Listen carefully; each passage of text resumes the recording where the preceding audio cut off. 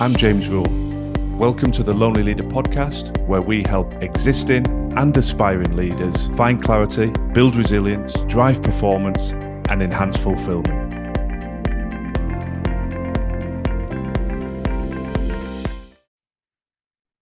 I'm talking today about a subject that will resonate with every leader. In fact, it'll resonate with every individual out there, and that is worry. The futile emotion that can become so destructive if we do not address it. It can start with an ability to start compromising our professional performance and our fulfillment, both at work and at home in our personal roles. But left unchecked, it can become far more debilitating and can actually have a really serious and significant impact on our mental health.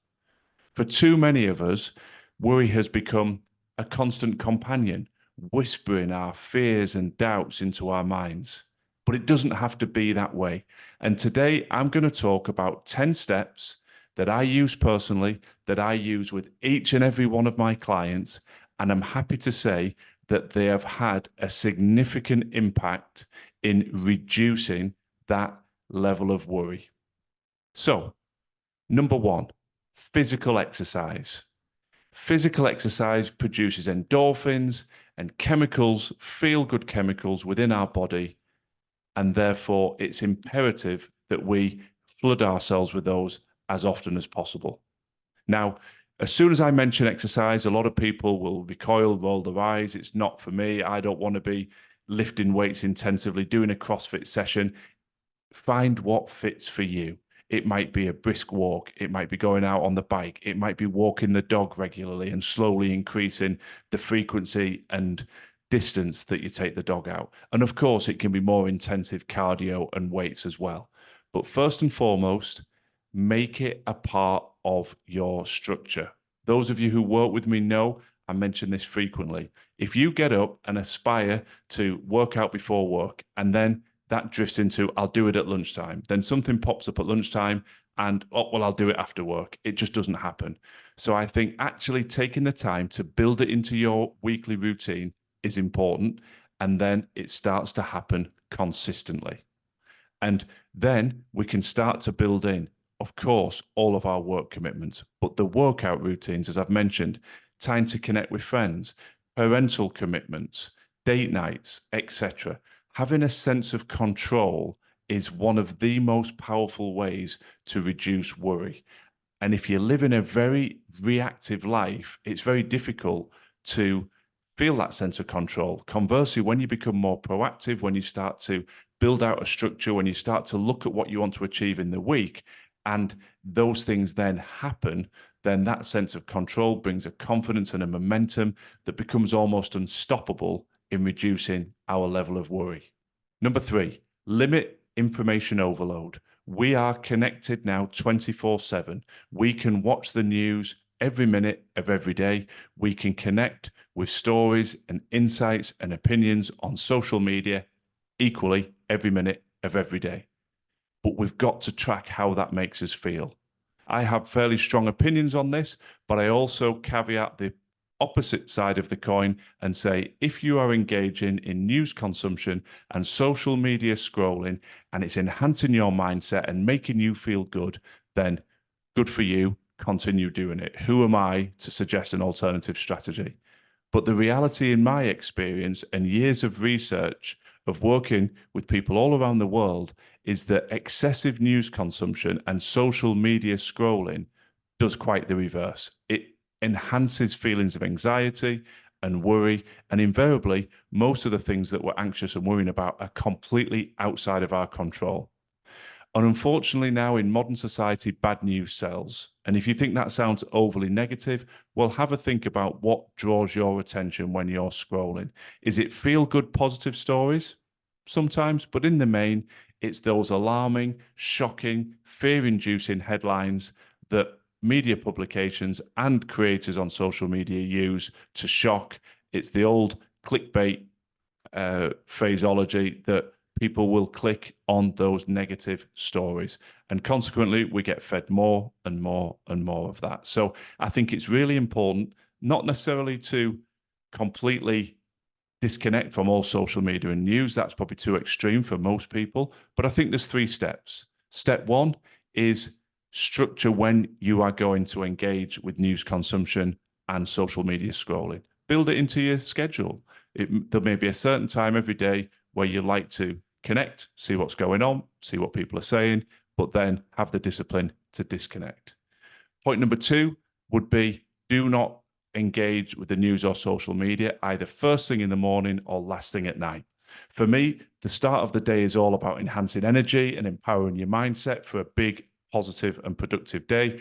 And a great way to undermine that is to go into a negative set of news headlines or social media stories. And secondly, our last hour before bed is all about optimizing sleep. When we sleep well, we recover. And if we allow ourselves to be flooded with negativity just before we go to bed, I feel that that can only be to our disadvantage.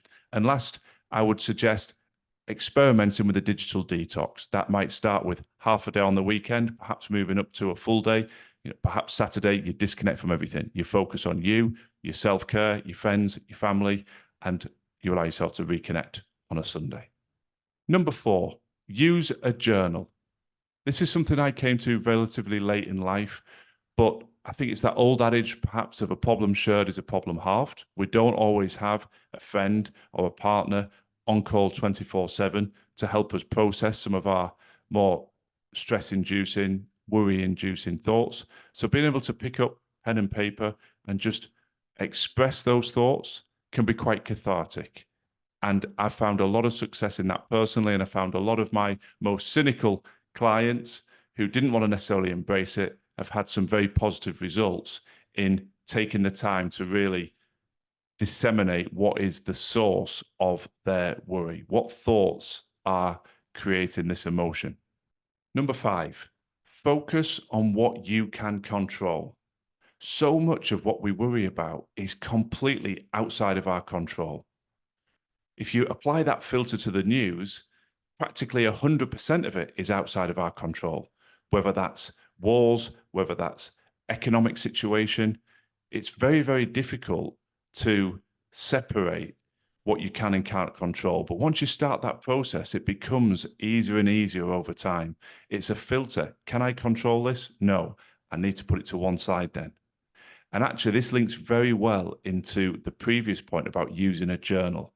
I always encourage people that when they have done that brain dump, when they have dissected their negative thoughts and committed it to paper, it's really powerful to then write out, what can I control? Now, you may feel a sense of overwhelm that there's 20 things spring to mind, but you can't control any of them, and only one that you can control. That's fine. Write it down and commit to action that as soon as possible. When you've done that, write the question out again. And it's amazing how the process of writing things on paper can unlock new solutions, new levels of creativity. And if you don't want to do it with pen and paper, perhaps do it on your phone. But I like that ability to step away from technology and reflect quietly. What can I control? That is where we need to focus our energy. As I said earlier, when we are proactively stepping forward with the things that we can control, it helps diminish that sense of stress, that sense of worry. Conversely, when we feel we're living a reactive life, being buffeted about by external events, and if we feel a lack of control, it enhances our worry and it enhances our stress. Number 6, challenge our negative thoughts. A lot of the thoughts that actually create the worry are completely irrational. And as simplistic as it sounds, it can be very impactful to step back and challenge the validity of those thoughts and to really ask yourself, is this a rational worry, or am I just going down the proverbial rabbit warren, allowing one negative thought to stack on the next negative thought and whip myself up into this negative state? And if you need a little bit of an additional prompt to help you on this, ask yourself the question, how many of the things that I truly worried about came to pass? And I'm sure when you apply that lens, you'll find that the vast majority, you burnt up energy and headspace worrying and worrying about things that never actually came to pass. So I think that helps to reset and look at this with a rationality to say, are these thoughts really rational? And allow yourself to step back from it and then move forward again. It's just a quick time out. We've all been there. It's a bit like a child that's starting to have a meltdown. One thing leads to another, and before you know it, the emotions are pouring out. There's crying, there's shouting, etc. But if you can actually just change that emotional state, sometimes you can avoid that big meltdown scenario. I know any parent out there listening will know exactly what I mean.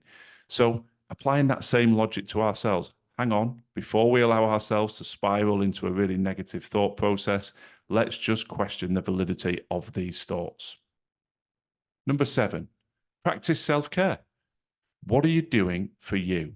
Now, this doesn't need to be particularly time-consuming. It might be as simple as just sitting quietly with a book, particularly as the summer months roll around, getting outside, sitting in nature, feeling a bit of fresh air and sun on your face, and taking a time out to read a book. It might be running a bath. Simple things that allow you just to step away from the day-to-day intensity of your professional role and personal life. And building on this, I often spend time with clients asking them what brings them joy. What passions, hobbies do they enjoy engaging in? And the brutal and somewhat sad reality that often comes back is while they can easily identify what that passion or hobby is, they know what brings them joy. When I ask the follow-up question and say, and how often do you engage in that? There can be a bit of a pause. And invariably, it's not that often. So again, I know we have multiple pressures on our time. I'm no different. I've got young children. I've got a dog that needs walking twice a day. I've got a business to run. I've got clients to work with. But we have to find a way to step back to those routines that we talked about earlier, step back to that calendar that we also talked about, and say, at least once or twice a week, there needs to be something going into the calendar for me, something that will relax me, something that will bring me joy.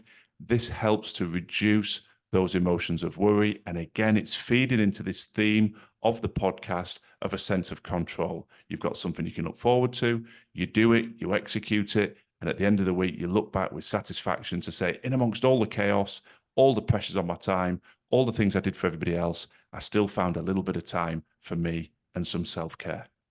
Number 8, create a positive environment. And for this point, I'll just focus in on your physical space. Have a little look round. What do you see around you? Is it stress-inducing or is it inspirational? Does it give you a sense of calm? For most of us, when we see clutter, mess, dirt, it's bringing us into a negative space. It will actually enhance our feelings of anxiety and worry. And when we've got things squared away, when we're in a calm environment with the right lighting, with the right knickknacks, mementos around us, then it does the reverse. I'm no different. So within my workspace, I've got things off camera that are special to me. I have the Rudyard Kipling poem, If, that was embroidered by my mum. That's my favorite poem. I walk past that into the office every day. I've got photographs of family. I've got medals from my grandfather. I've got a golf ball in the background you can see that was a hole-in-one golf ball and, that I managed to achieve whilst playing golf with my dad. So all of these things elicit positive memories and emotions that are very, very positive. I like to be surrounded by books. I like to be surrounded by things that inspire me to keep growing. So creating a positive environment in your workspace in particular is a great way to reduce any feelings of worry and anxiety. Number 9, connect with a friend. I heard Tony Robbins talk last year about the fact that we've never been more connected, and yet for many of us, we've never felt more lonely, which sounds a little bizarre, but when you actually step back from what he was saying, it really resonates with me that digital connections at an all-time high. We can have thousands of friends on literally scores of platforms, but that's lacking true, meaningful connection. And when we do genuinely connect with a friend, face to face, over the telephone, virtually through a Zoom or Teams call, we feel something. And I think that is so powerful for our mental state, particularly when you can bring some laughter and some humor. And again, it opens up different chemicals, different hormones in the body in the same way that exercise does. And even when it's not necessarily a light-hearted and jovial conversation, I go back to the adage I mentioned earlier, a problem shared is often a problem halved. That phrase comes from simply expressing and talking through a problem. And you will have those friends that are very, very good at helping challenge irrational thoughts and beliefs, as we talked about earlier in this episode, and also helping you reset and truly focus on what is within your control. I've got a couple of good friends that are outstanding at that for me. They'll bring humor and levity and completely change my emotional state, but they know me well enough to keep me on track, to challenge something that might be causing me stress, and to support me in actually articulating, well, what can I control in this situation?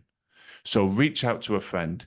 And for all of you saying, I know I should, but I'm so busy, go back to that calendar. If you have to be this prescriptive, then do it. At this time, on a Saturday morning, once I've come in from an activity with the children, or once I've come in from the gym, or once I've come in from a walk with my husband or my wife, I'm going to take 20 minutes to pick up the phone. If it needs to be that prescriptive, do it. Text that particular friend and say, are you free at 11 o'clock on Saturday morning? I know that sounds ridiculously structured, but I would rather you're that prescriptive and structured and you get that quality connection with a friend than it continues to rattle around in the back of your mind saying, oh, I haven't phoned him. Oh, I haven't done it again this week. Oh, when are we going to catch up? Take the steps. It's within your control to connect with a friend. And point number 10, practice mindfulness and meditation. Now, it's easy to recoil. Some of you that will resonate with immediately. Some of you will be like, oh, meditation, I'm not doing that. And there are different levels. And that's why I said mindfulness or meditation. And if you've never done meditation before, there are any number of guided meditation apps out there that you can find to experiment and see if it works for you. But if you don't want to embrace that, or it's something that you just feel like, no, every time I try that, my mind wanders all over the place. Well, okay, we'll just focus more on mindfulness. And for me, that is just finding some quiet space for you to sit and work through some of your thoughts. For me, it's a cherished part of my morning routine that I sit with that first cup of coffee of the day before anyone in my family's up, apart from the dog, and just sit in the quiet, enjoy that coffee, and gather my thoughts, work through my thoughts, do some of the things we've talked about, challenge some of those negative thoughts, focus on what I can control, think about the day ahead. And taking those time outs with a cup of tea or a coffee and just being quiet and being able to practice a little bit of mindfulness is a great way to reduce worry. Too many of us, and I've been there, wake up after hitting snooze a few times and are immediately thrown into the chaos of the day, trying to get the children ready, trying to get the pet exercised, trying to fit in a workout, trying to support the husband or wife as they're looking to get out the door and get to work. And by the time they actually get to their office or sit down at their home office, they're in a frazzled state. So being able to get up that little bit earlier and have that quiet time, even just for 10 minutes, can be transformational to your mindset and to suppressing some of that anxiety and worry. So there's 10 steps. Put them into action. Let me know how you get on. I always enjoy reading your feedback. And I wish you the very best of luck in suppressing what is the most futile emotion, worry. Thanks for listening to the Lonely Leader podcast. I'd be very grateful if you could share and follow if the content resonates. And if you're looking for additional free resource to support your continued growth and development, then please do check out our social media and website details in the show notes. Remember, quality leadership on the outside must always start within.